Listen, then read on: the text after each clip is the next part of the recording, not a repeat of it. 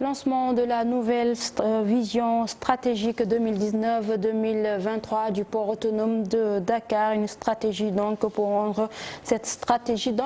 rendre le port beaucoup plus compétitif, mais qui facilitera également les échanges entre les pays de la sous-région.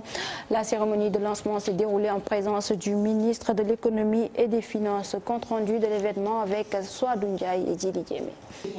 Pour être plus compétitif, le port autonome de Dakar a lancé une nouvelle stratégie, un plan qui rendra le port plus performant, plus opérationnel, notamment dans la sous-région. Faire du port demain un port extrêmement efficace en termes de fluidité et de temps de passage des marchandises. Un port, c'est véritablement le temps que les marchandises et les bateaux font de leur arrivée jusqu'au départ. Et l'objectif, c'est qu'il soit le plus rapide possible. Aujourd'hui, le temps de passage est de l'ordre de 9 à 10 jours.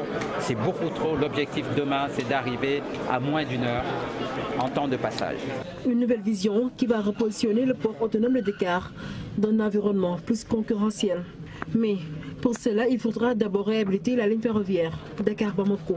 Demain, si il est facile d'envoyer des marchandises à Bamako, le port de Dakar sera naturellement le port de l'économie malienne, en sachant qu'aujourd'hui, ils ont le choix entre plusieurs autres ports pour s'approvisionner jusqu'à Bamako. Ça peut être à partir de Dakar, mais ça peut être à partir de Nouakchott, ça peut être à partir de Bissau, ça peut être Banjul, ça peut être Abidjan, ça peut être San Pedro. Ils ont le choix. Mais si le chemin de fer se met en place, Dakar-Bamako, comme on dit, il n'y aura pas match par rapport aux autres. Le corridor Dakar-Bamako sera beaucoup plus rapide, beaucoup plus compétitif, beaucoup moins coûteux.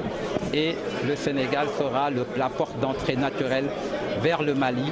Une innovation qui va permettre davantage de fluidité dans le transport, mais aussi faciliter les échanges entre pays de la sous-région.